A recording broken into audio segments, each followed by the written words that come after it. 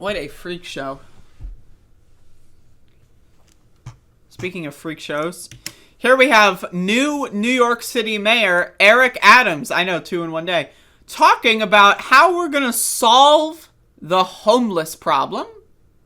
So again, I just played this clip here where Eric Adams was saying that New York City is going to survive.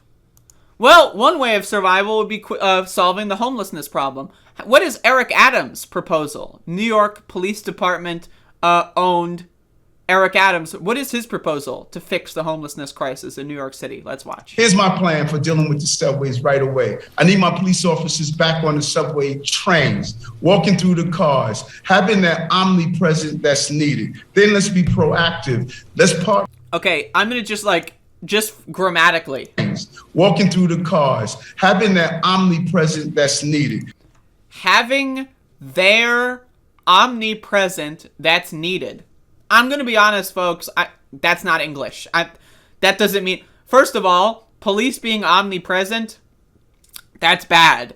But having their omnipresent that's needed, I'm sorry, that doesn't mean anything.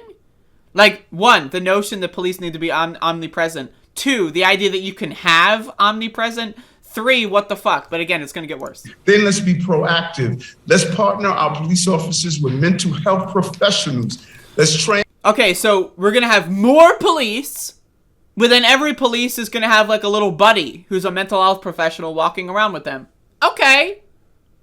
All right, I'm listening. The clerks and other TA employees to identify a person that's on the station or in the station that's acting irrationally. And let's.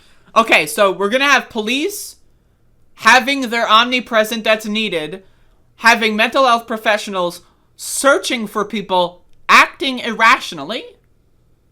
Okay.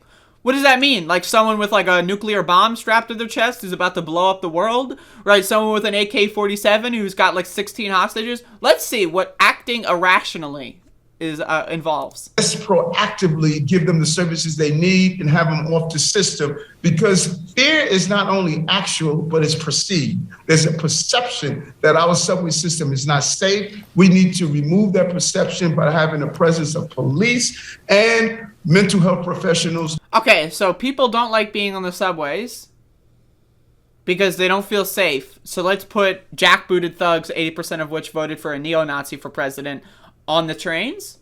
All right. To make sure those who are on the services are getting the system that they need. There is no dignity in living on the train, sleeping on the train, or doing violent acts on the train station or on the train car. We're going to turn that around. That's the part at the end. Now, again, if someone's got like an AK-47 and 16 pipe bombs and they're going to blow up the subway and kill 3,000 people, maybe, handle that.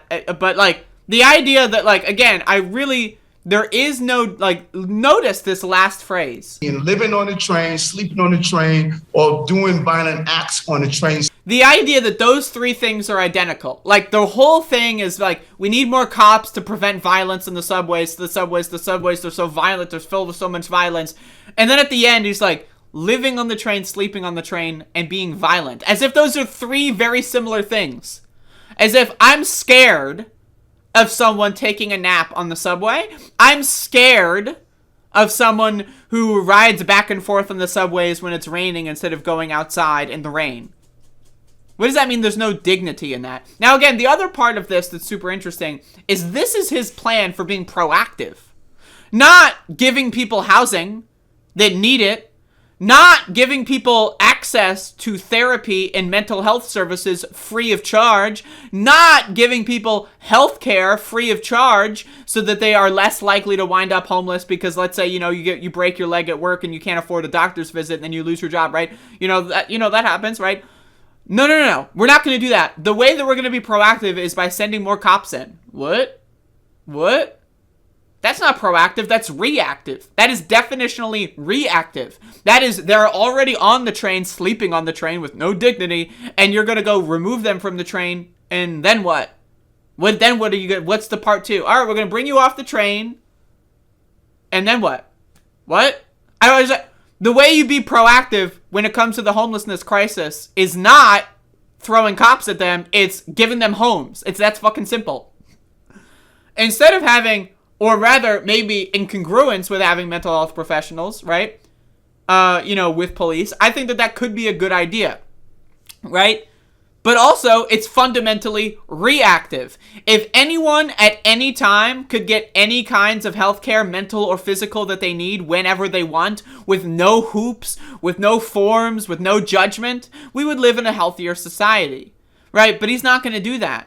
He's going to give more money to the police, claim that it's going to be for mental health people. How many times are they going to actually have mental health professionals follow them around? Let's be honest. They're going to pocket that money. They're going to buy themselves a new golden toilet seat, get 16 new coffee makers, and maybe a jet ski. That's what they're going to fucking do with that money. And the idea that, like, going on the fucking train stabbing people is equivalent to taking a fucking nap? Go fuck yourself, man. That's ridiculous. This guy is a fascist. Full stop.